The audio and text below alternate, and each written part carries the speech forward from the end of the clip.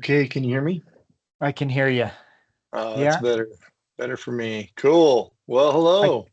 I can't see you, but that's okay. As long as I can hear you, we're Oh, good. well, I'll turn my camera on. There you go. I don't know if that's working or not.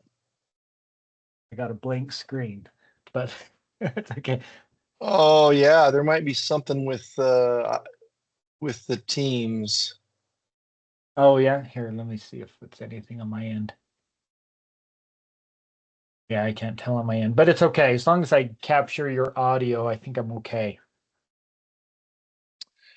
Well, I'm sorry you can't see me. That's weird. Just a second, let Oh, me grab a sheet of paper. sure. I had it all organized this morning, and then I put my book somewhere. Oh, there it is.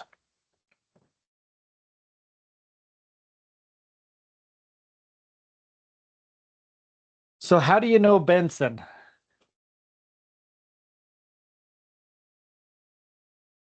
Yeah, so my camera is not working.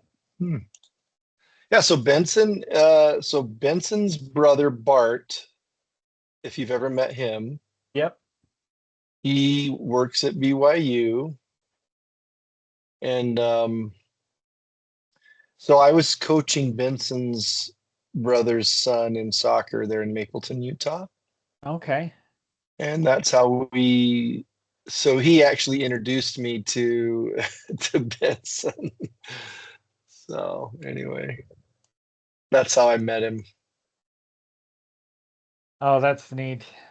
Oh, Well, I it's grew using up. the rear camera. Rear Huh. surface. Huh.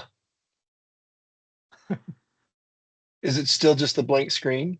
It just has your initials, That's Bart weird. Crockett, BC. Well, you can look me up on LinkedIn if you need a Okay. picture. Are you smiling on LinkedIn? Yeah. I'm just kidding. Yeah. So anyway, Oh, anyway, Bart introduced me to Benson, and then Benson interviewed me for a position in LA for one of the companies okay. they were going to buy. He Yeah. offered me the job, but it just didn't work out then. And then this opportunity happened, and I had reached out to Benson to um, try to.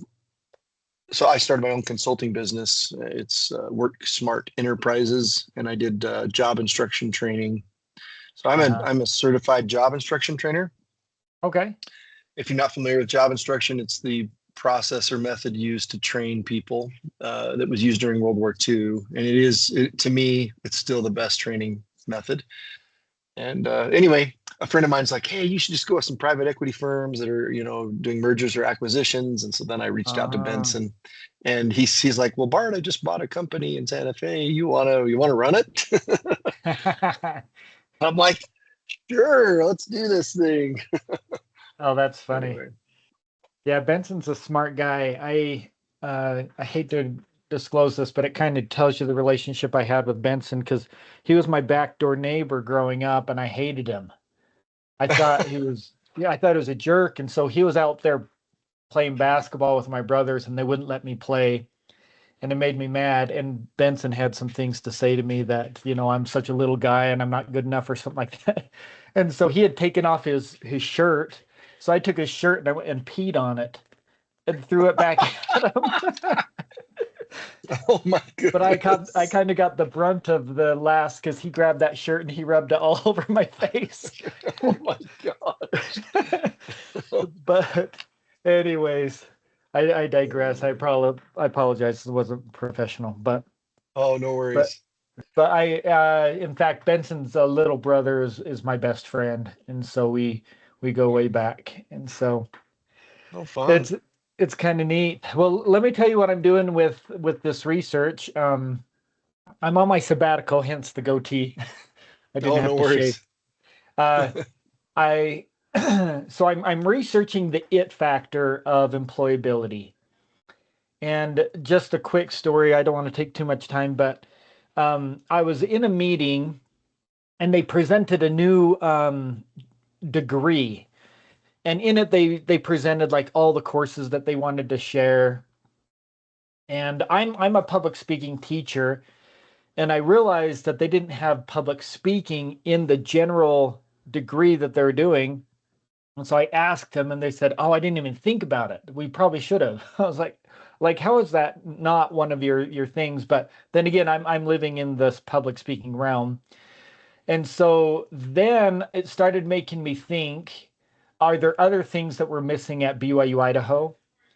And I walked past a poster that said, "We graduate effective communicators." And I was like, there's a disconnect there. Because if we don't even have communication as part of like a curriculum, something's off. And so it made me think, what else are we missing?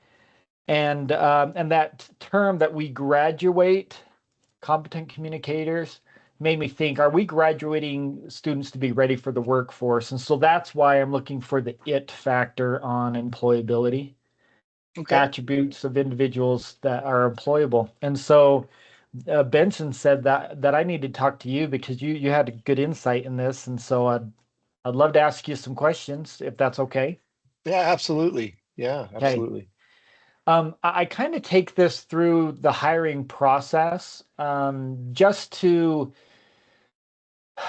kind of see like, okay, where things can disconnect with the hiring process and then promotability.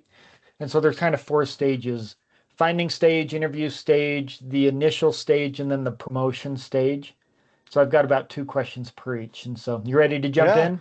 yeah, absolutely. Okay. Just to first start off with this, because I'm trying to find the it factor, think about the best employees or coworkers that you've had and keep them in mind as I ask you these questions Okay. so that we kind of have the best practice to rise to the top. Okay. So when you think about the best people at your company that you've hired, how are they first discovered or noticed? So just a little background on me. What's your first name? Spencer. Spencer, that's right. So Spencer Pack is the last name. Hacky. Yeah, like hacky Packy. sack. Yeah. Oh, gotcha. So Spencer, I was in the oil and gas industry for 25 years, and I was in, and before that I was a plant manager at. So anyway, in that industry, I was plant manager, engineering manager. You could see all those things on my LinkedIn profile. But one of the things I had to do is we would be hiring engineers, okay, for US Synthetic. US Synthetic is a high pressure, high temperature company there in Orem, Utah, Yeah. and the world's leading producer of diamond enhanced inserts. So I would have to interview, me and Paul Jones would interview a lot of folks. Oh, good. And but most of the resumes would come from either Indeed or through the internet or online applications.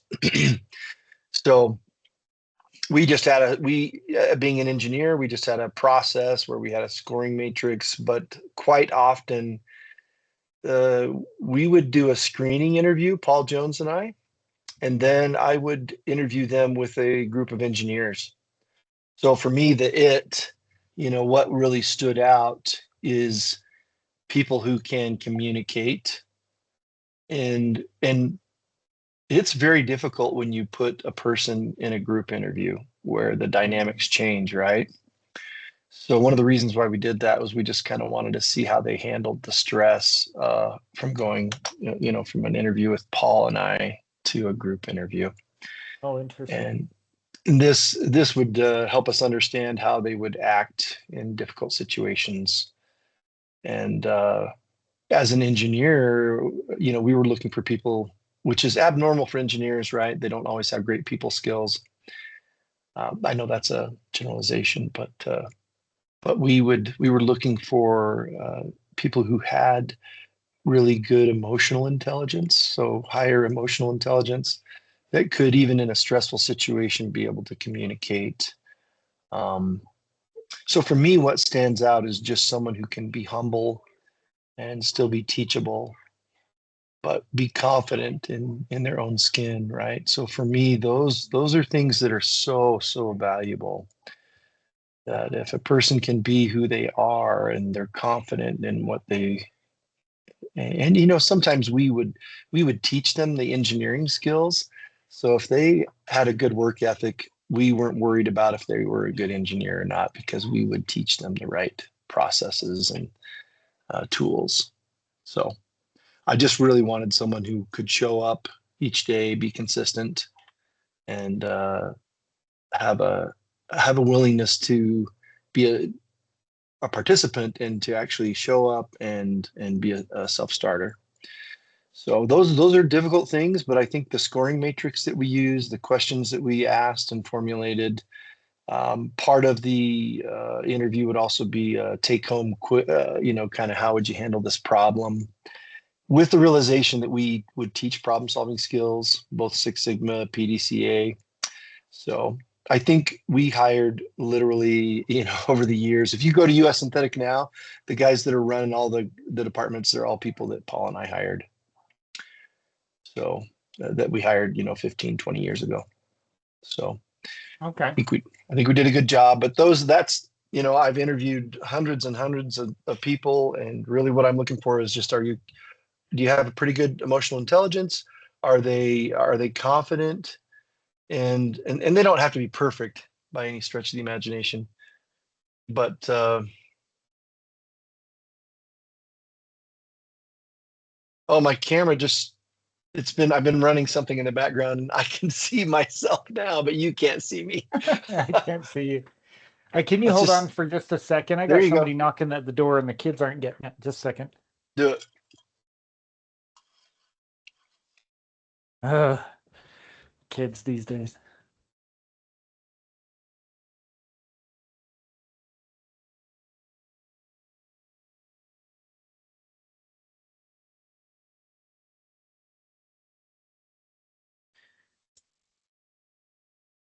Kiara?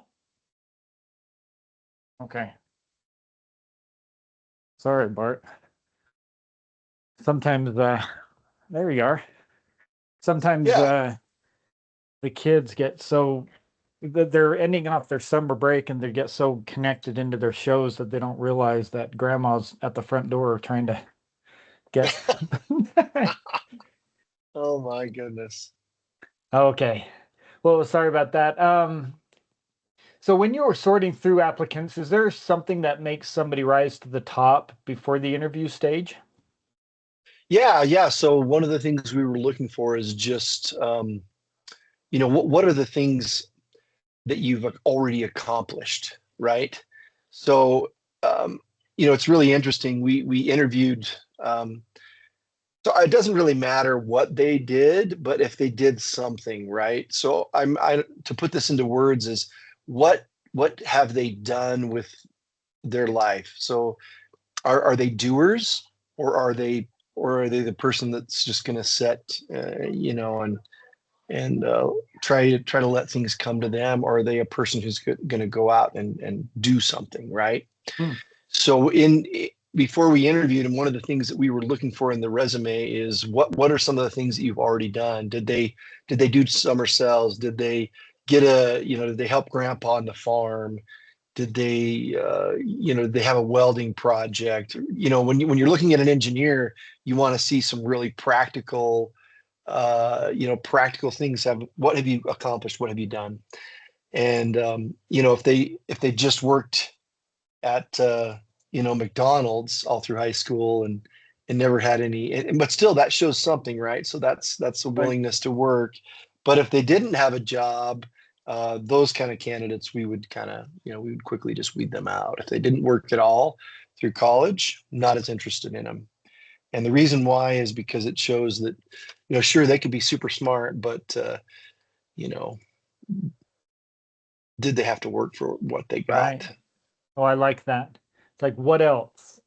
Were you part of a club? Were you something that uh Yeah, even if it was Boy Scouts, right? It didn't yeah, matter if it was, are you involved in the community? Did you help your neighbor? Anything. Like, we just wanted to kind of understand, how do you interact with people, and do you do things, or are you very passive? So when someone's really passive and not willing to be a self-starter, then they score really low kind of on our initial looking at the resume, which is really tricky on a resume because It is. you could say lots of things on a resume, but we always felt like we would screen through the resumes and then we would bring people in because we'd never hire anybody that we didn't interview face to face. But screening wise, did you have something that you were involved in or that you did that showed us that you at least wanted to participate in activities? And because one of the things about communication is something that's learned, right? You or I were not born just with this, hey, I can talk to you and you can talk to me, but it's a skill that actually has to be developed. So All right, just a second. no worries. Okay, sorry.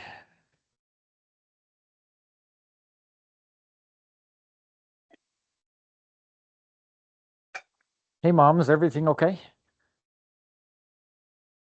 Okay. Well, I'm over doing an interview right now, and so can I come over here in a second? Yeah, so I couldn't answer the door, and so I don't know where the girls are at. Okay. Okay, I'll have her go over. Okay. All right, love you. Bye. Sorry, Bart. My mom's so funny when she gets something on her mind. So she called twice, like when our interview first started, and then she came knocked on the door, and then she called me another 3 times because she wants to wish my daughter happy birthday. And so I'm like, all right, is everything okay? Is there an emergency? So That's awesome. sorry, I apologize. Okay. Well, I apologize. It's already been 15 minutes. We've only hit 2 questions. Let's jump into the interview stage. Are there any qualities or skills that make someone stand out during the initial hiring process beyond their resume or formal qualifications that you haven't touched on yet? You know, this is really hard. You work for BYU Idaho. Right. One of the things that I believe is in everything that I've done, I always bring and this maybe academically is a little bit more difficult to convey, but look, the truth is that I always have a prayer in my heart, and I'm really seeking someone who is, and so they don't have to be someone who's following Jesus, but if they have light, right? So this is something that's really difficult to write down, but it's one of the things that you can sense in an interview is just the goodness of someone, or Mhm. that this person is a seeker of truth, or that they have light. So this is really a tricky thing to document, something that you can't actually ever say in an interview. So No. there's these taboo things that, but for me as a hiring person, I'm going to call on this greater power, right? If you were talking to a group of Episcopalians, right, or whomever, Yeah. but I feel like for me, I want to know. So I'm good. I want to feel this person. Are Yeah. are are I'm the same. you are you I want to have a good enough social interaction with them that I either get a vibe that they're, this person's actually introverted, or that they're egotistical, or they're, I'm going to use this word very liberally, a knower, right? Yeah. There's knowers and there's learners. I want to hire the learner. You're The right. Right. knower, I'm not as interested in what you know. I'm interested in if you want to learn new things, because maybe you're wrong, maybe I'm wrong. And so I want to be able to, one of the things that made me very successful at US Synthetic is we hired the right people. I would say out of the 50 or so people we hired one really bad egg, and he Mhm. was a good actor. He was a good actor, and he was fake, and we didn't catch it.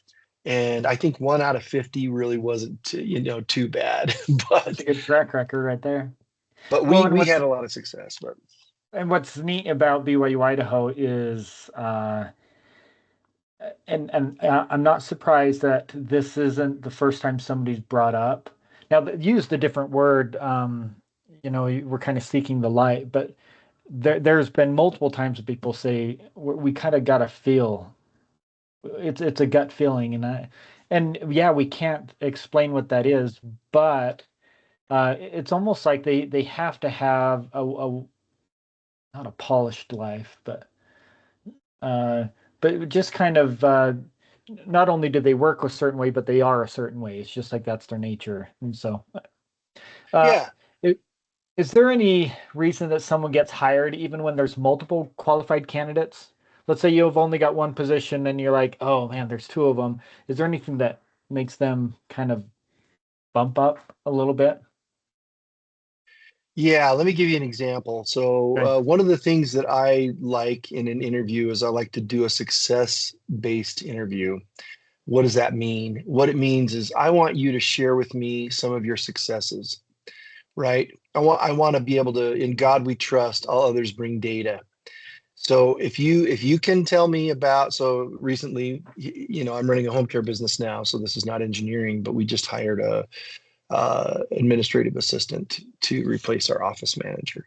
And so I created a scoring matrix, and also just a question. So the scoring matrix map fits with the questions that we came up with.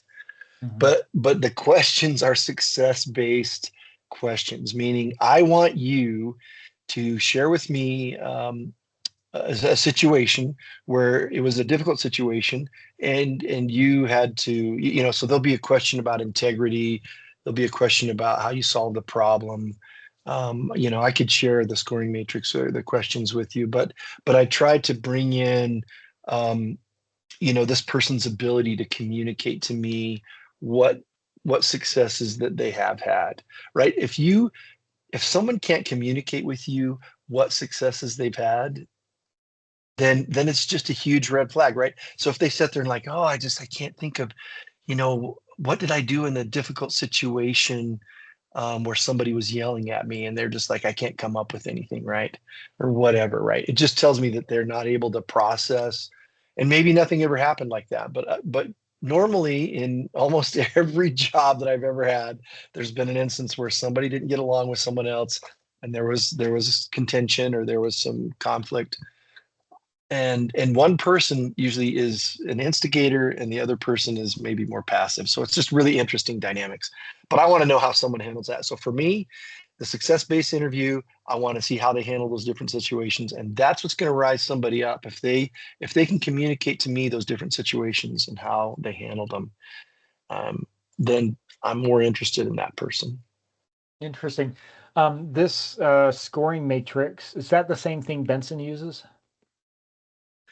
Or is I it don't know if something? it's something I've used my whole career. So depending on whatever the job is, I'll create some questions in a scoring matrix. And but that way I can take the touchy feely and my biases and try to squelch those out and just be more objective and subjective on how to score an individual in an interview. Because Okay. it's really easy. Like if you don't ever document those things, and Mm. and I actually would have the whole team take the score. So I do it, and then I bring them if I like this person. So we screen maybe 10 or 15 people, and we brought 3 people in for the final interview. Uh-huh. And then I had the whole team interview them, and they all did the scoring matrix. And what this does is it just helps me see that in my biases, Yeah. right? Because sometimes you might see something differently than someone else, and I want to take those biases out. And that's why I always say, in God we trust, all others bring data. I want to create the data to kind of, I have the feelings inside, and that's the engineer in me, is not the feelings, but I want to bring those two together. So I have the very objective questions, answers, and then I have some questions about, well, how did you feel about this person? Interesting. Because you got to Well, bring those together. if you're willing to share that matrix with me, I'd love to add that to my data I collect. Yeah, let me That'd just be make a great. note here. And I'll make a note too, if I do a follow-up email. Yeah, and I think for engineers, that scoring matrix, and I don't have a copy of that one, but that one was really a good scoring matrix. I don't know where that one's at, but I created one for this opportunity here because I just feel like, and the other thing too is the people that work for you, if you can take the feelings that they have, or if you can get rid of the subjectivity and make it more objective, it makes it easier for people to get on board with what you're doing. I I see. think. I Yeah. think. Oh, that's neat. Are there any warning signs that make you hesitant to hire someone, even if they appear qualified on paper? Absolutely. So one of them is this thing right here, these two things and these two Yeah. things and this one thing. So this do they look you in the eye when they speak to you? Uh-huh. When you ask them a question about integrity, are they always looking away from you?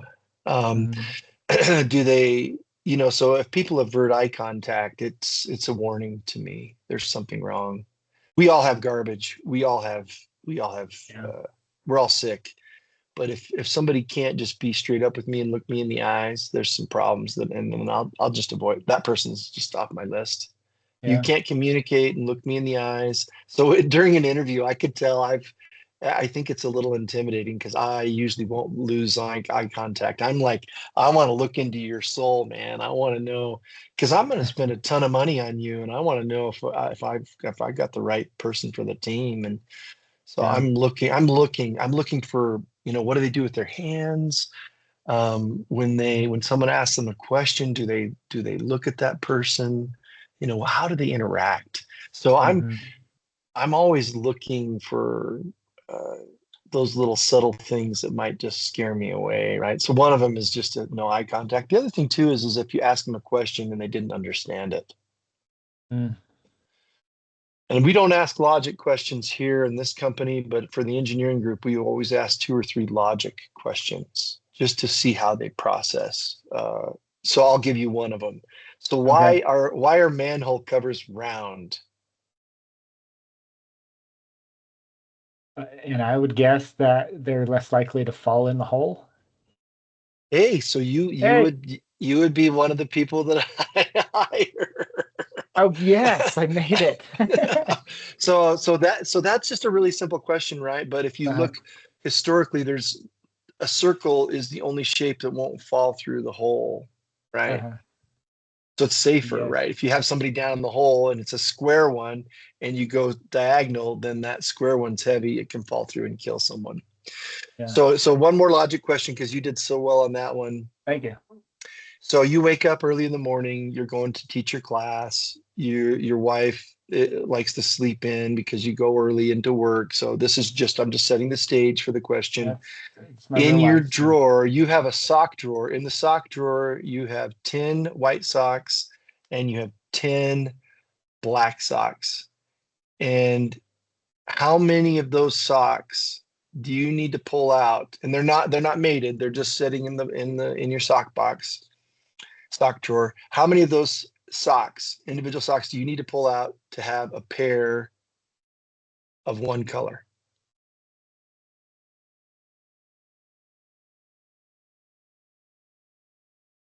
And they aren't already matched up, or is it just like what I have? They're not matched up. They're separate in the Okay. drawer. They're Okay. they're 10 black individual socks and 10 black individual 10 white and 10 black individual socks, not mated, not paired. How many do you need to pull out to have a pair of a single color?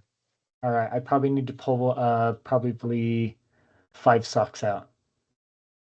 Oh, bummer. You don't get the job. Dang. But here's the thing, right? So these are Right. just some logic questions that we'd ask. Yeah. And so think about it. If you're going to pull out a sock, so you pull out a sock, it's either black or white, right? Uh-huh. Black or white. You pull out a second one, it's either black or white, right? Uh-huh. So what happens when you pull the third one out? It's either black or white. So now you have a pair of socks. You only need to pull 3 socks out to ensure that you got a pair of either black socks or white socks. Now, Okay. if you're wanting to make sure that you get a black pair, then you might have to pull out 5 socks. Well, and that's what I was thinking, because I'm thinking, all right, if I'm going to work, I'm going to have to wear black socks because white socks wouldn't fit. But it's funny because the way I have it set up, because that's like my life scenario, is I actually have my black socks in a bin, my white socks in a bin, and I always put my black socks on the top. And so if I need a pair of white socks, I just take the bin out and to get my white socks. And so I do things in the dark anyway. So Yeah, well, yeah. I So wouldn't have that problem. and I've gone a step further is I don't have any white socks. I only have black socks. I There always you have a go. pair of socks. I'm like, as far as an engineer, the engineer in me, I'm just like, well, this is dumb. Why would you have white socks? That's So for funny. me, That's an Elder Bednar question right there, because when I was a student here, his wife made a joke that she couldn't do his clothes because he was so like adamant of how it was, and one of the it's secondhand, but she said that Elder Bednar's wife took her to his closet and like, look at this. Like everything's so like in order. It's like this shirt's been worn 3 times and it has 2 more wears before he get, and it's like lined up exactly. So you've got the same probably mentality right there. anyway, I hope that answers your question. It does. It's just so important to be able to kind of cut through the crap and really identify how this person or individual communicates. If they're someone who's has a pretty, you know, we don't really have a good scoring matrix for emotional intelligence, but I Uh, think some of the questions that I ask are allude to some of the things that would help that because sometimes you can't fix broken and some people are really broken and I don't have the if you haven't heard of the Pareto principle, it's the 80-20 rule. 20% 20% of your people cause 80% of your problems. yeah. And so if you hire someone who's going to require more of your time, then you've made a mistake. Yeah. And there's times when you can fix people, and I'm not saying you can't. I was the guy at US Synthetic that everybody, when they failed at all the departments, they're like, "Hey, give him to Bart. Bart can help them." Right? I can't fix anybody, but if somebody's willing to learn and can take objective feedback, then I would do a personal improvement plan, a PIP with that individual. Yeah. I had a great track record at US Synthetic. I think I only had to let go one person that was just not we couldn't fix the issues. And that Yeah. means that those individuals that came to me, one of them, I won't say his name, but he had gone 10 years without a raise. And Uh, I sat down with him and I had been, HR had pulled me in, told me the situation. I said, yeah, I'll take him. He still works at US Synthetic. And the reason why is because he was willing to learn and we had some really tough conversations, but we role played and I kind of helped him how he interacted with people. And even if it was just a learned behavior so that he could communicate better, it was a much better situation. So I believe in people. I believe people can change, but anyway.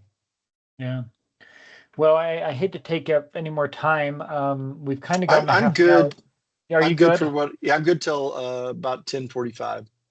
Okay. Okay.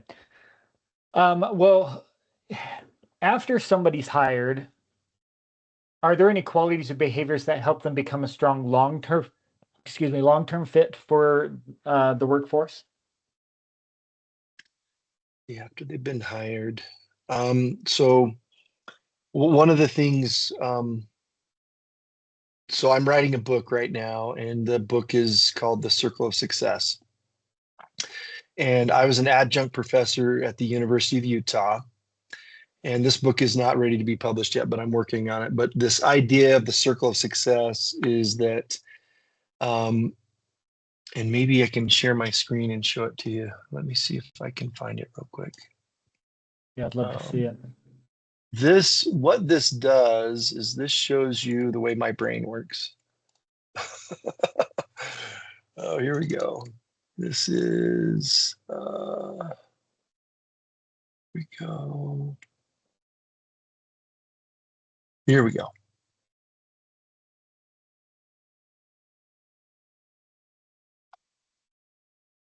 think I have it in here. Let me just go down here. Oh, dang, it's not on this one. Okay, one more. Let me check another place. That's okay. And it's going to be called the Circle of Success. Yeah, yeah. This is the book. That'll be the title of the book as well. So this is let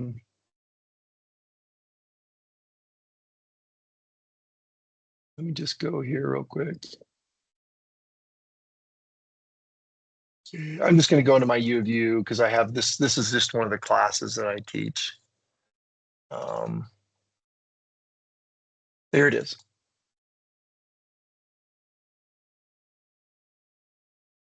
Hopefully.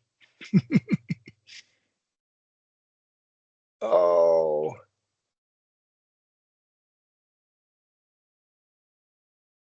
shucks. Okay, well, I might have to send you the graphic, but I can explain it to you, or I can draw you a Yeah, picture real I, quick. So I'm going to draw I'd you a love that. picture. So this is what it Okay. looks like. It's a circle. Okay. So vision. Okay. Okay, is so so this is going to make sense. I'm going to be able to answer your question. So the vision is the what of the company, right? Okay. Right. The vision is what they want to accomplish. And the next step in this is strategy. So, and then strategy, there's a difference between the vision of what you want and where Mhm. you're going. And that gap is something that we want to solve problems with. Okay. And then what happens when you solve a problem? Well, you have success, or you don't have to deal with the problem anymore. Okay, so you've alluded to something really important is you've solved the problem, right? So Right. you learn when you solve a problem, you learn something. Right. So Yeah. in a community that shares some beliefs, we call that culture. Um, we want to share that learning because if you can share the learning, then it means that you're less likely to have that same problem again. But Right. if you're in silos and you're all just doing your thing and you're not communicating with the other teams, then the learning isn't shared, and then that never becomes part of your culture. Mhm. So um, so let me just show you this, and I know this is a little bit sloppy, um, but I'll send you a professional looking one. I love that. I love that. Okay, so you have vision, Uh-huh. vision and strategy. And so this is the circle of success. So you have vision is the what, the strategy is the how, and Mhm. then you problem solve. Yeah. Okay. So problem solving is where you learn something. So this could be Yeah. PDCA, scientific method, or whatever, but it's that you do some problem solving because there's a gap between what you want and where you're going. And so Mhm. that's vision and strategy, and that leads you to problem solving. When you learn something, then you want to train to it. So that's JBS. Job instruction is my preferred method of training, but Yeah. it's the best way to train. And then the interesting thing is here is now that we've all been trained, culture is the repeated things that we do. Yeah. Okay. Yeah. And so this culture, and then this cycle just continues. It's a virtuous Yeah. cycle. So, and then the leader's job is to follow up. And so this comes to your question. So your question is, how do you Mhm. identify? I'm going to rephrase it, see if I remember it right. So the question was, how do you make sure that once you've hired these folks, that this person then has longevity within the company? How do they grow inside the company? So this to me becomes the most important thing that you need to understand that your organization is run by people. And if those people are not being trained and coached and that there's not a clear vision for the company and there's not a clear strategy, that you're not problem solving, then and then you do training, and then those things that you learn become part of the culture because those are the repeated things that we do. If you do not empower your employees and the people that work for you so that they have clear expectations, right? So what I'm talking about here is if somebody joined my organization, they're going to know that there's a vision, there's a strategy, we problem solve, we take what we learn, we create, we train to it, and then that becomes part of our culture.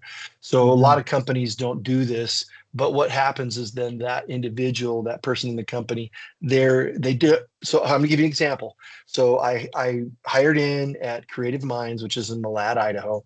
They make a Mhm. crafted stone veneer for the outside of buildings, and they were not making any money. They were actually in the negative when they hired me. So I just came in, and so JBS is training. So I looked at the circle of success. They had a pretty good vision. They had some strategy, but they weren't doing problem solving or training. So I interviewed. They had a 200% turnover rate when I got into the company. So I Wow. think this is really relevant for your question. So Yes. how did these people, I mean, you trained them, right? Did you train them or did you not train them? So what I did is I went back to the last 10 people that quit. I called them up on the phone. I just had a few interview questions. So tell me, what was your experience like at Creative Minds? Why did you quit? And so I got as much information as I could. It was so clear to me that on this circle of success that we were missing, we were not training anyone. So I watched them train a new employee. So the first couple of weeks, I was just watching how they operated so I could learn. And what I found is they were not training anyone. So they would just stand them next to someone else that was doing the same job and just say, "Hey, do what they're doing." And Uh, so what would happen is their anxiety would just go out the roof because there was no communication. So if you could imagine marrying someone, or right, I mean, that would be the worst case scenario, that you married someone you didn't, and there was no communication. You're just like, oh my gosh, it's like the worst of the worst of the worst. And so literally after just a couple of weeks of watching him, I just did the training, and maybe someday if I'm in Idaho, I'll say, hey, let me do the training with you, and you'll see that we don't know how to train, and I'll just give you, so anyway, so I just brought my team together at that Creative Minds. We did the training.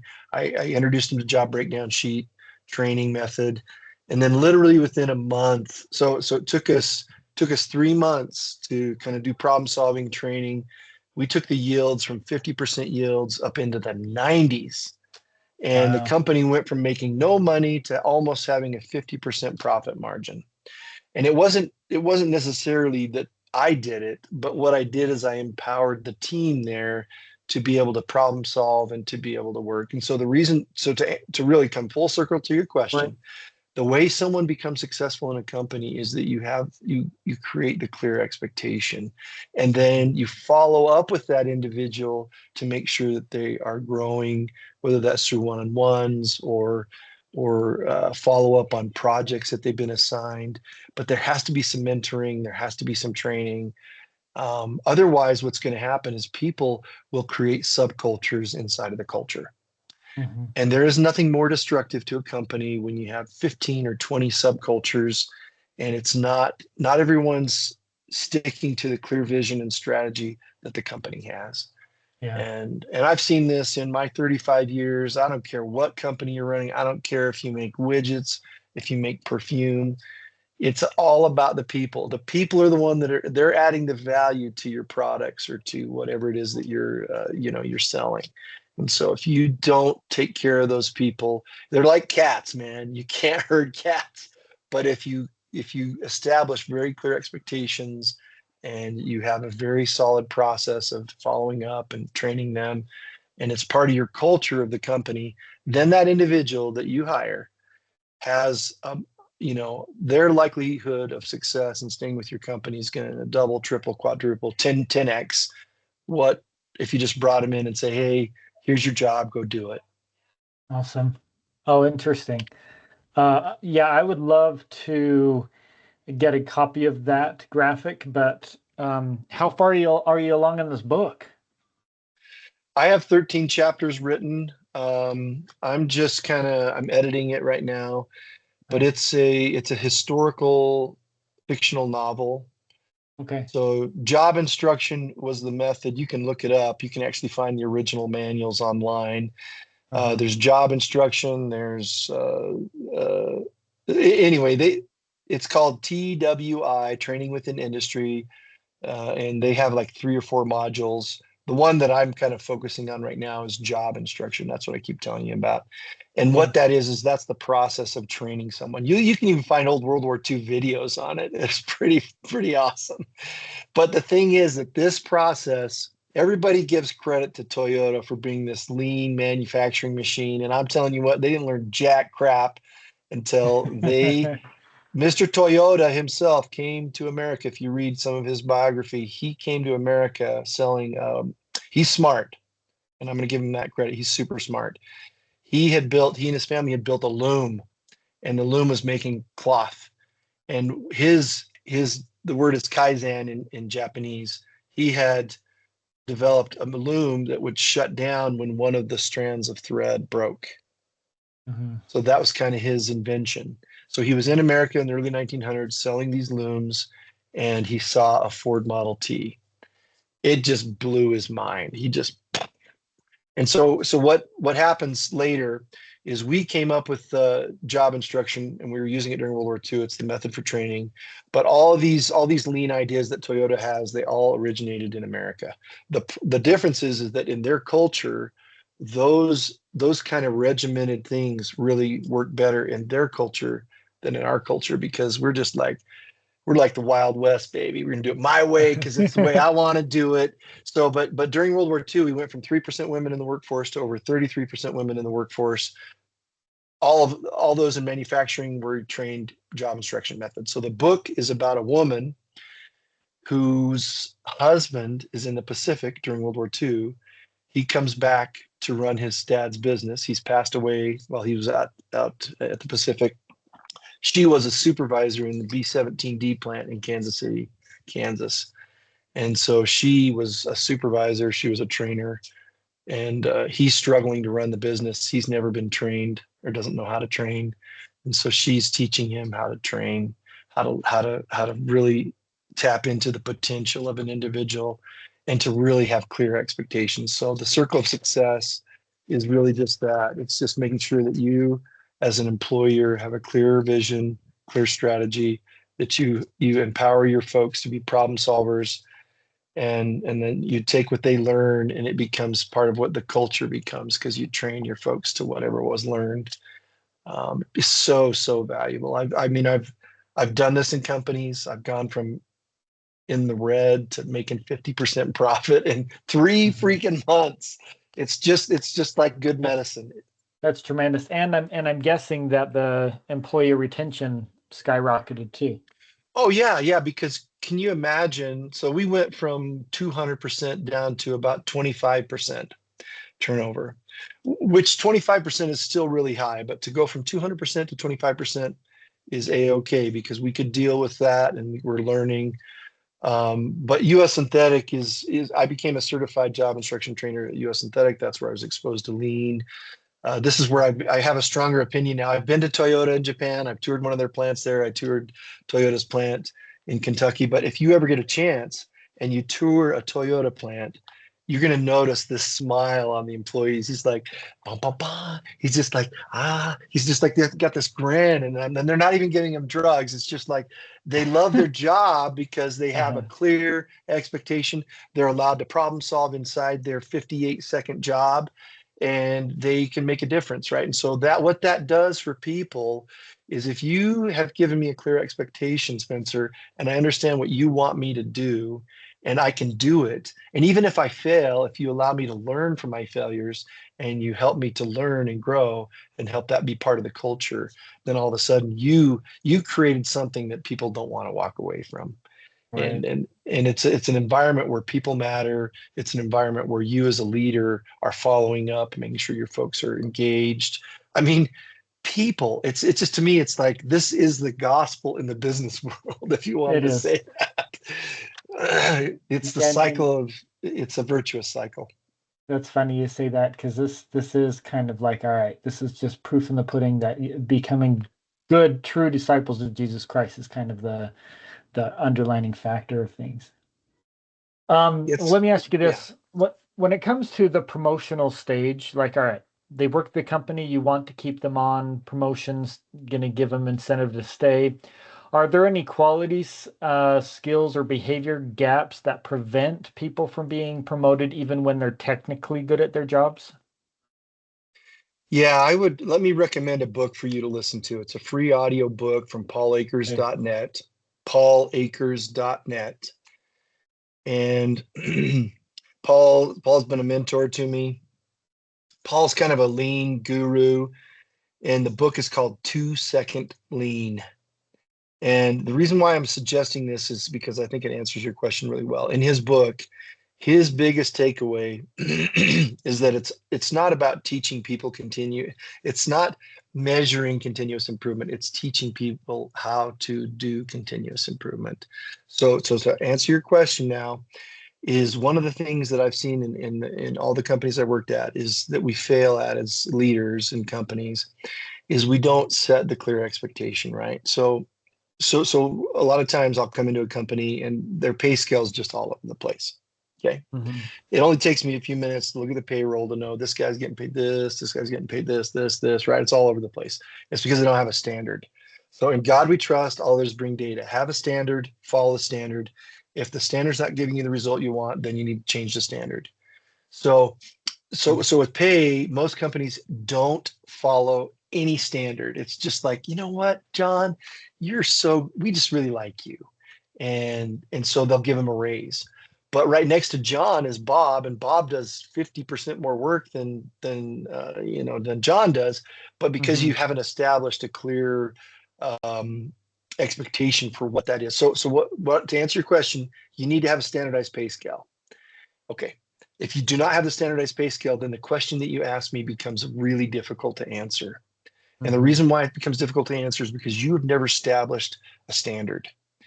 And so if there's no standard, like how do I get from A to B to C to D? And if you haven't done that, and if you haven't exposed that idea or that path to your employees, and then let's say they've been at the job for a year, you really like the guy, it's time to give them a raise. You're like, hey, you're doing a good job. I'm going to give you a raise. But because you haven't established the standard, then it becomes less meaningful. But if I was to hire into a company and they said, hey, here's the standardized pay scale, you can make up to $25 an hour over a 4-year Mhm. period as long as you do X, Y, and Z. And if you do Right. X, Y, and Z, then it becomes really easy to have that conversation, right? That you asked me the question about. So Yeah. how do I give you the raise or not? Well, you didn't do X, you didn't do Y, you didn't do Z. And then the follow up to that is you have to have a clear uh, job description for whatever their job is.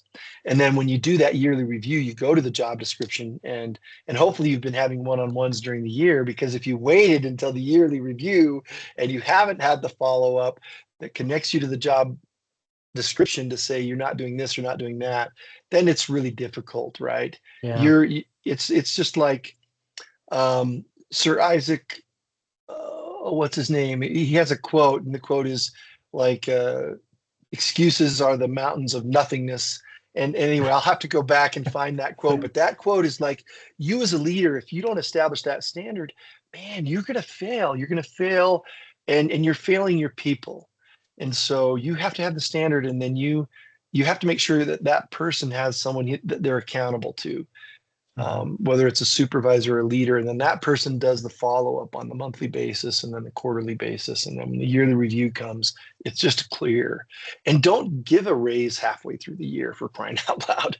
Even if they're the most amazing person, stick to the standard, follow the standard. If the standard's not giving you the result you want, change the standard. So, and maybe that's too structured, but I found if you don't have the structure, you get weird situations that happen. And then you have people that get paid, they're outside the pay scale. I would say in this company I'm running right now, the pay scale's screwed up. And when I did the study and I found out what the state, what people are being paid to do the same job, these folks are all overpaid. And Yeah. um, I can't fix that. It's broken. So all I can do is the new people that I hire in, this is your pay range. This is how you get to this. This is your job description. I'm going to be following up monthly when we have our one-on-one. You're not doing this well. You're not doing that well. And then I've created a path Mhm. uh, to be able to help this person succeed. But so to come back to your question, I'm saying it's the Mhm. leader's fault if this person's not succeeding, except in the case when the employee is not capable. Okay. There are situations when certain people are not capable, and then those are people that you need to weed out and just get rid of them. And I know Mhm. that sounds tough, that sounds mean, but the truth is, if you've hired someone to do a job and you find out that they're not capable of doing the job, then it's your job as a leader to because they're going to have all these feelings of failure and stress and anxiety. It's your job to have a really honest conversation with them. You've done this 3 times. I'm sorry. I'm going to have to let you go. Again, it's So, just organization. so is it a good summary that when it comes to promotion, it's people that show up, they do their job, um, they are basically doing the best job they can, that knocks off A, B, and C, so then they can get a promotion, pretty much, right? Yeah, you need to have some kind of standard to follow. Otherwise, it's just a Hmm. stab in the dark. But I would say, yeah, that's the basis of it. They are a good employee. They show up. They're self-motivated. But you have a clear way to. It's like if you give a test, Spencer, Hmm. in your class, Yeah, but you haven't set a clear expectation for what you taught and what the answers are to the test, and how do you score them? How yeah, do, how do you give them a understood. grade? It's exactly the same thing in business. Uh, Being an adjunct professor at the U of U, I was teaching operations strategy. The book that I'm writing is just the 13 classes that I taught there. The book I'm Yeah, writing is just those 13 classes. And the thing is that we don't teach people how to work in the business world, how to be successful. And it's because we we, we don't know how to score things, right? We're like, right. I struggled as a professor is how do I score someone's involvement, right? Or their participation. How do you score participation? Well, I figured it out, right? It took me 4.5 years, but I figured it out. And how I scored participation is I had a 3x5 card. And during one of the lectures, it would just be during a lecture, I would hand out the 3x5 card. The 3x5 card had questions on it that had to do with the lecture, and they had to answer those questions, and then they had to talk to their partner about those questions, and then one of those two people would stand up and give a report on what they discussed with that small team, and then Yeah, they would write their name on that card. That was the participation score. If you didn't come to class that day and you didn't sign one of those things, then one thing, I knew you didn't come to class. Number two, you're not engaged, you're not participating. So now I can score participation. So yeah, and then in the syllabus, I would just write down, hey guys, this is how you get your grade. So Spencer, that's exactly what I'm saying that we need to do in the workforce. If you want to give somebody a raise and you want to give them a career path, you start with the standardized pay scale that tells them how they can grow into that max pay. And then you use their job description to make sure that they understand that and there's opportunities for growth because you could do this or this. But if you don't do that, then you're just failing the person as an individual, as a professor would if there wasn't a way to score for what they're learning in the class. interesting. I like that. Well, I've got two more questions. I feel like I'm over time. Do you have Oh, something I you need to get to? no, I'm good. I'm Okay. good. All right. So two more questions for you. So when you think about the people who are most successful at your organization or industry, what qualities, characteristics, or skills do they consistently demonstrate? Okay, so qualities, Qualities, characteristics. yeah, qualities, characteristics, and skills. What did they consistently demonstrate?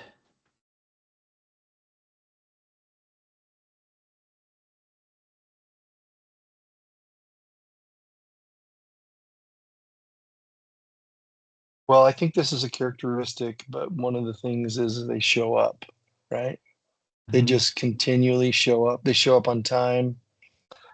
Um, one of the one of the things I would say is that they have a good attitude, right? So attitude is probably, it could be a skill, but it's probably a characteristic. Yeah.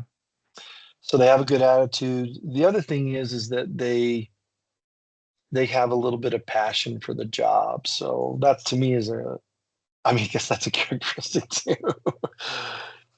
I almost would like a definition of what your qualities are, what your characteristics and what your skills are. But the bottom Yeah. line is Yeah. whatever these, so the skills, their skills would have to be with what are the skills required to do their job. And so for me, skills can be taught, right? So I'm not as worried about skills for a person, but I love if they have the skill set to do that specific job.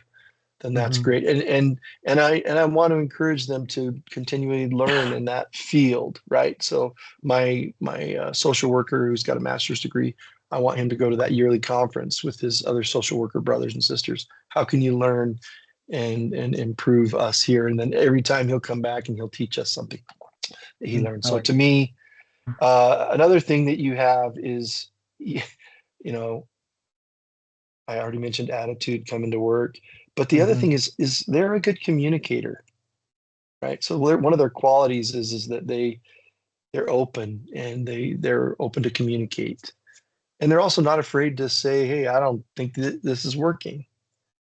I mean, you don't want to just have a bunch of sheep that are just following the shepherd, right? You want to be able to, and I think that's something that we sometimes confuse in the LDS faith is we confuse like, hey, you're just following, you're just a follower. But I Yeah. feel like one of the things you have to do, yeah, you need to follow the strategy, the clear vision and the strategy, but do you ask questions? Mm-hmm. So for me, one of those things that they do is that they're engaged. They ask questions. They want to improve.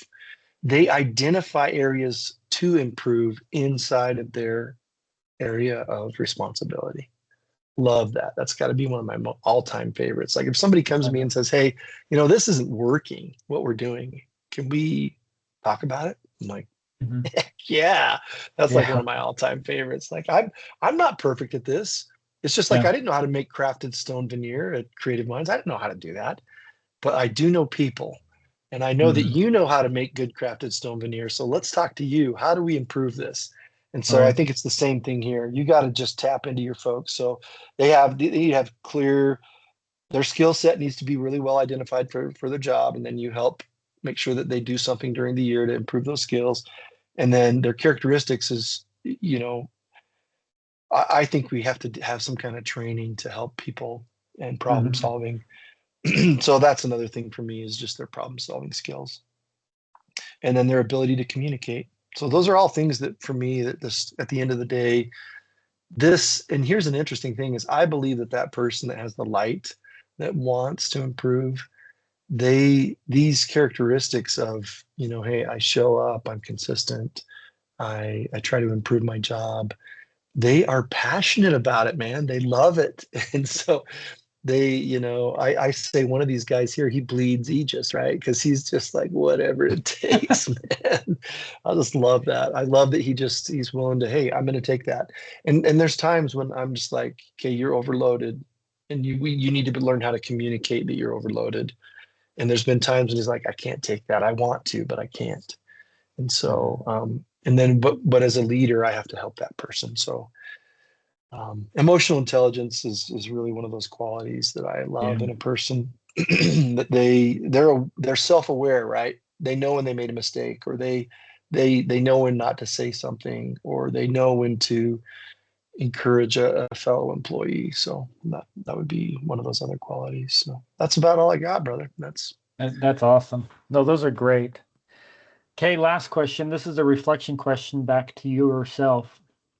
If you were to advise your 17-year-old self who wants to be hired, succeeds, and eventually be promoted, what would you tell yourself to develop first and why?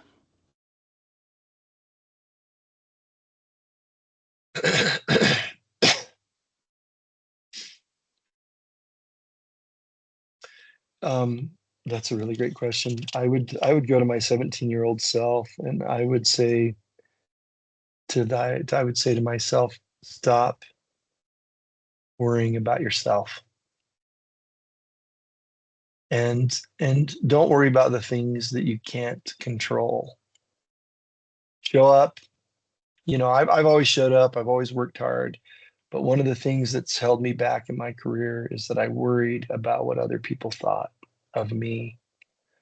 And I would just tell myself, it doesn't matter what other people think of you. It matters that you have no guile and that you are kind. And no matter what anybody tells you, kindness and being a peacemaker will always be more successful than fighting for what you think is right. You can fight for what's right, and there's times when you need to you need to pull the title of liberty, but be really careful. It's better to understand what can you control, what can you not control, and only worry about the things that you can control. And I just put my arm around myself and just say, just don't worry about what other people think. You're going to be okay. Follow Jesus, do your best, be kind. I've always worked hard. If people don't know how to work hard, it's hard to fix. That's really hard to fix. I don't know. That's a tough one, but Work hard. I like that. Oh, that's awesome. Yeah, that last question, it's interesting because I get some pretty profound answers with those ones. So. Well, Bart, I appreciate your time with this. This is valuable information for me. Uh, yeah, I'm really passionate about what you're talking about here because I think we need to. And that's why I'm writing a book, because I just feel like the more that I'm out in industry, the more I deal with people, that we just have to teach these younger kids how to understand how they think, and that most of the problems, matter of fact, that's the thing I would tell my 17-year-old self. Most of your problems are caused by you. And so recognize that if you think there's a problem, really reflect on yourself before you blame someone else. And that to me, and I don't know if you've ever had mental model training, but it's almost like I'd like to take you through my 13 chapters of my book, because you're just being, that's the thing that I would tell my 17-year-old self is like, Bart, you just got to be so careful. It really matters how we treat people. That's just the most important thing. And the Savior showed us that. He showed us that path. Yeah. And I think sometimes we talk about being good Christians, but sometimes the best Christian is your neighbor or the guy at the other church across the street. and we actually miss the truth that is right before us. And anyway. Yeah, I agree with that. Well, Bart, I'm actually really interested in this book. I know it's probably a little ways getting published and stuff, but I wouldn't. If you want somebody to read through it and look at some things, I'd be happy to do that. Yeah, I would be. I'd love to have someone give me feedback. And so yeah, if you're cool with that, I think when I'm ready for after I'm done with this edit, maybe we can. Uh, I wanted to get it published this year, but I'm not gonna. I'm just so busy at work. I haven't had time to really I do it. know, But I it's know how really that goes. interesting, right? And it's interesting because all these things that I'm telling you about, that's what I'm trying not to teach too much of it in the Hmm. book, but just to show how it's taught. Yeah, And but in a fictional way, in a way that it's a story, right? So that right. people connect with the audience or with the characters and see themselves in the character. But yeah, if you're cool with that, I would love some feedback. and Yep, and I'd be happy to. Yeah, I'd be happy to. And so, just as a quick follow up, I would love to get a graphic of that that you were talking about. What else did you yeah, say? Uh, you Matrix yeah, the matrix, questions, the Matrix. scoring matrix, and then just a quick follow up. PaulAkers.net, the second, is Two it? 2 second lean. Yeah, 2 second lead. Lean, two Lean? second lean, Lean. Lean. Yeah. If you read that Okay. book, you don't have to read it, just listen to it. It's a really short read or listen, and you have to turn Paul up to maybe 1.2, 1.3, so you're not irritated by his voice. But he is a really fascinating guy. He owns um what's the name of his business? Fast Pack or something. Anyway, he's up in the Northeast, Washington State. Really, really interesting guy. He loves Toyota, and he's learned some really valuable things. And I think we can all learn from them. But I think the thing he learned from them that was the most valuable is that people people matter. Yeah. And so the reason why the book's called 2 Second Lean is we need to stop worrying about all these big expensive things to fix and empower your people to do a 2 second improvement. And anyway, the book is so fascinating that I actually it's part of my lecture series, when I teach at the U of U when I taught. Anyway, I just think it's so important for us to be able to pass on what we can learn to this younger generation, because I just feel like these kids are going into the world and they just don't get it. And Yeah. and Well, they don't get it. They're easily distracted. They are motivated from things that are totally different than we were motivated from. And but I think that that whole cycle that like begins with them too, with catching a vision and going through problem solving and going and developing their own culture of what they're trying to develop. so I Spencer, what you just hit the nail on the head, and that was what I helped them create their own vision statement. Yeah, Because this is you, this is me. yeah. Whatever it is you want to do in life, if you're not doing these things, I mean, I don't care. This is the freaking gospel, man. It is. It is. I love it. I love it. Well, Bart, the last thing, do you know of anybody else I could talk to that would be a good resource for me? Wow, if you could talk to Rob Galloway at US Synthetic, you Rob Rob Galloway and then Lewis Pope. These are two people that are phenomenal. And and I think even Paul Akers. So I have Paul Akers' contact information. I have Rob and Lewis's. So the interesting thing about Paul Akers is that he hires people and they never quit. See, I mean, that's who I need to talk to. Would you be willing to introduce me to them? yeah, I think so. I think Okay. Paul's going to be the tricky one because he only uses Voxer, and Uh, you would have to have a Voxer account, and I'll buy one. he's the only he's like literally right now today I can box him. I'll ask him a question, he'll answer me within 24 hours. And so he's been a valuable mentor. Lewis Pope might be the next one. Hmm. Lewis, you'll be able to get a hold of more easily than Rob. Rob Galloway is the CEO of US Synthetic. Just a really good guy. Goodness sakes, he's just really, really love that guy. And then there might be one other person that I could think of, and that's Eric Pope. So Lewis Pope's son, Eric Pope.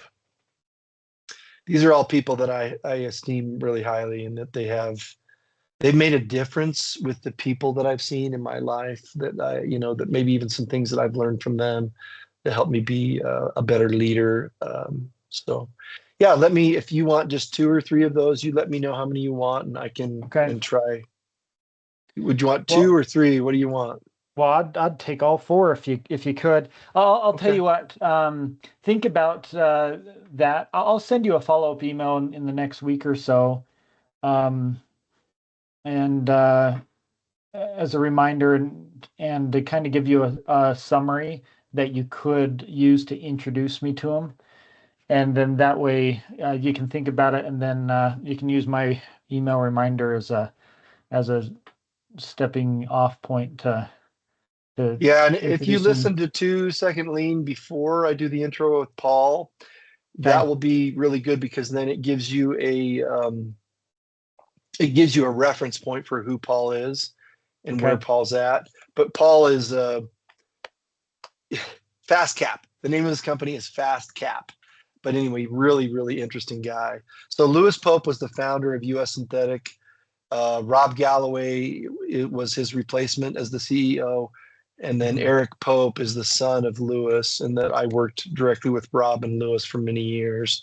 Lewis was my mentor until he retired, and then Paul Akers became my mentor. So anyway,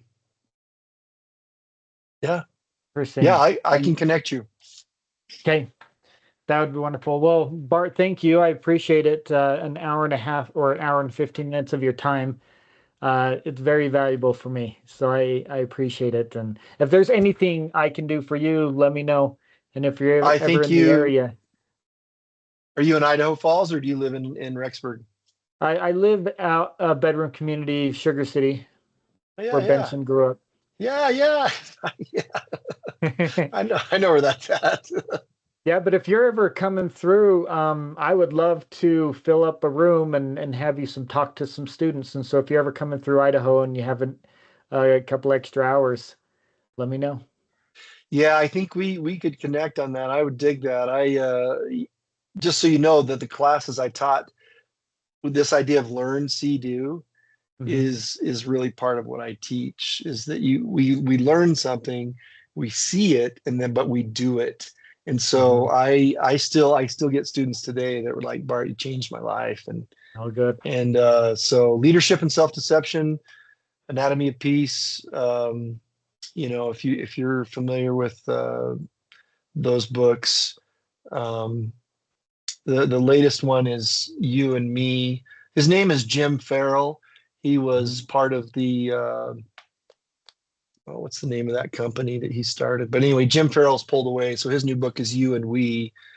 But he was the author of Leadership and Self-Deception. This is where we have to be able to understand that a lot of times the problems are caused by us. And Yeah. so I actually have the students read that, but I've done that with my team here, and it just blew up in my face because I'd never taught 65 plus this idea of continuous improvement and how the problems are us.